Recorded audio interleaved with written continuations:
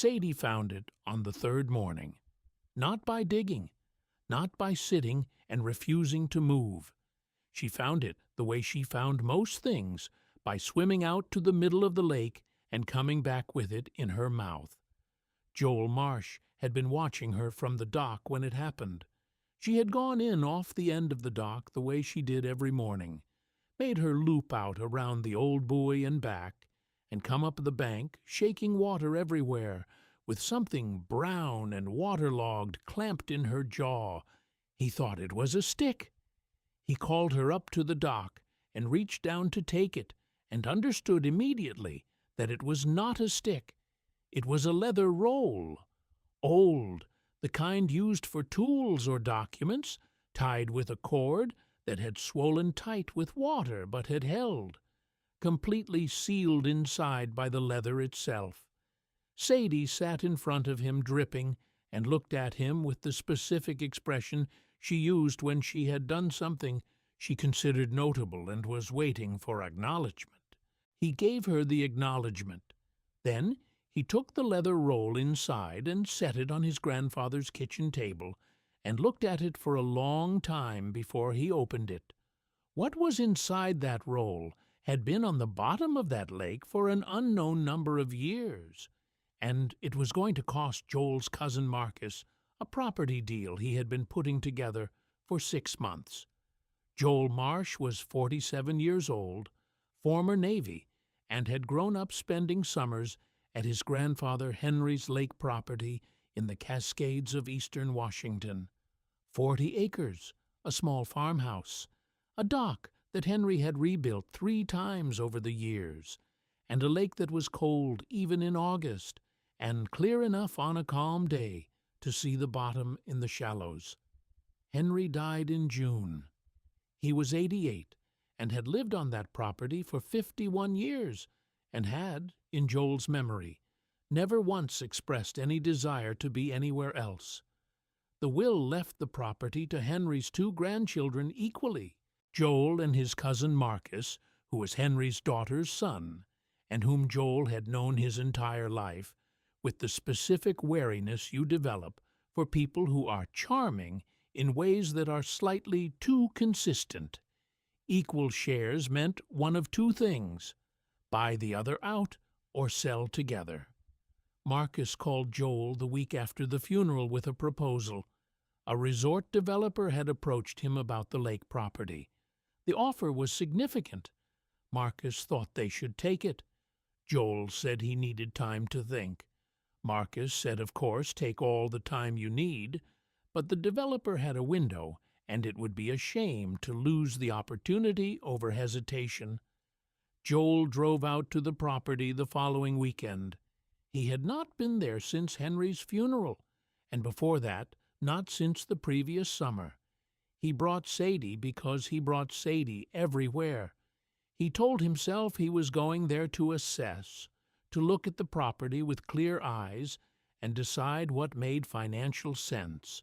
He stayed for 3 weeks without making any decisions and began to understand that he was not going to leave. The property was everything he remembered, and also more than he remembered, the way places from childhood are when you return to them as an adult, with more capacity to understand what you are looking at. The lake was 200 acres of cold water fed by snowmelt and a small inlet creek. Henry's 40 acres ran along the eastern shore, mostly forested, with a cleared area around the farmhouse and the dock. Henry had kept it simple.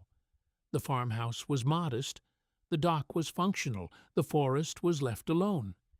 He had a canoe he had owned since 1989, and a tackle box older than that, and a specific chair on the dock where he had spent, by Joel's rough estimate across the summers, he had witnessed several thousand hours watching the water. Joel spent his mornings on that dock with coffee. Sadie spent them in the lake. She was a 4-year-old Belgian Malinois mix, brown and lean, and she had opinions about cold water that were different from most dogs', which was that she preferred it. Marcus called twice in the first 2 weeks, Joel told him he was still thinking. Marcus's voice had a quality in it that Joel recognized, a patience that was doing significant work to conceal something less patient underneath. On the morning of the third week, Sadie came out of the lake with the leather roll. Joel untied the cord at the kitchen table. The leather had protected whatever was inside from the water with reasonable success, though the edges of what he found inside were stained and soft. He unrolled it carefully. Inside were 2 documents and a handwritten note. The first document was a stock certificate, Washington State Corporation filing, dated 1987. It was for a water rights holding company called Cascade Eastern Water, LLC. Henry Marsh was listed as the sole shareholder. The certificate described the company's primary asset as surface and subsurface water rights to a lake in eastern Washington, described by coordinates that matched the lake outside the window. Joel read that twice. The second document was an appraisal, dated 2019. A water rights valuation firm out of Seattle had assessed the Cascade Eastern Water, LLC holdings. The assessed value of the water rights was listed at $1.4 million. The handwritten note was in Henry's handwriting, 4 lines. Joel, the water rights are separate from the land. They are in the company. The company is yours, not Marcus's. I never told him. I am telling you now. Joel set the note down and looked out the window at the lake. The property Marcus was negotiating to sell to the resort developer was the land and the lake access. But if the water rights to the lake were held in a separate company that Henry had left specifically to Joel, the developer was not buying what they thought they were buying. A lakeside resort without the water rights to the lake was a significantly different proposition. Joel called a corporate attorney in Spokane that afternoon. The attorney, a woman named Patricia Hines, pulled the Cascade Eastern Water, LLC filing from the Washington Secretary of State records inside 20 minutes of their call. The company was active. Henry Marsh had been the registered agent until his death, at which point the filing showed an ownership transfer note in Henry's own hand, filed 6 months before he died, transferring sole ownership of the LLC to Joel Marsh. Henry had done this quietly, correctly, and completely without telling Marcus. Patricia explained the situation plainly. Marcus could sell his half-interest in the land and the lakefront access. He could not sell the water rights because he did not own them. The resort developer's proposal, which Patricia reviewed when Joel forwarded it, included water rights as a core component of the acquisition. Without those rights, the deal was not viable. Joel asked what he should do. Patricia said he had 2 options. He could notify Marcus and the developer immediately, which would collapse the current deal and require renegotiation. Or he could wait until Marcus formally executed the sale and then assert his water rights, which would be legally cleaner but more adversarial. Joel said he wanted to notify them immediately. Patricia sent the letter the following morning. Marcus called Joel 4 hours later. The call was not pleasant. Marcus said he had not known about the water rights company. He said Henry should have told him. He said this was not fair. Joel listened to all of it without interrupting. Then he said Henry had made his decision and documented it correctly, and there was nothing unfair about it. He said the developer was welcome to approach him directly about the water rights, and they could negotiate separately. Marcus said some additional things. Joel let him finish, and then ended the call. The resort developer did approach Joel directly. They needed the water rights to make the project work. Joel negotiated with Patricia alongside him and reached an agreement that was entirely separate from Marcus's land sale.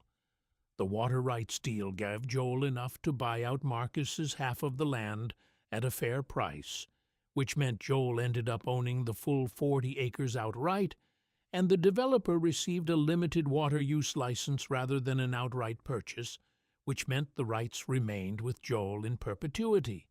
Marcus sold his land share to Joel and did not speak to him after the paperwork was signed. Joel repainted the dock that fall. He replaced 2 boards that had gone soft and reinforced the pilings and put a new cleat on the far end. It took him a weekend and cost less than $200, and when he was done, it looked the way Henry's dock had always looked, which was exactly right. He found Henry's tackle box in the shed and cleaned it out and restocked it and started fishing the lake the way Henry had fished it, which was without urgency and with no particular attachment to results. Sadie swam every morning. Cold or not, early or late, she went in off the end of the dock and made her circuit, and came back satisfied. She had not found anything else in the lake since the leather roll, which Joel considered appropriate. She had done the thing that needed doing. The rest was just swimming. The leather roll was on the shelf above the fireplace. Joel had dried it carefully and laid it flat, and it had kept its shape. The documents were in a fireproof box, with the LLC paperwork and the water rights agreement and everything else that mattered. The note was in his jacket pocket. He had put it there the morning after he found it, and had not taken it out since. Henry had written 4 lines. The last one was, "I am telling you now." Joel thought about that sometimes, sitting on the dock in Henry's chair in the evening, watching the light go off the water. His grandfather had known what Marcus was, had known what Joel was, had arranged things accordingly, quietly, with a water rights company filed in Olympia, and a leather roll at the bottom of a cold lake, waiting for the right dog to find it. It was a long way to go to make a point, but it worked.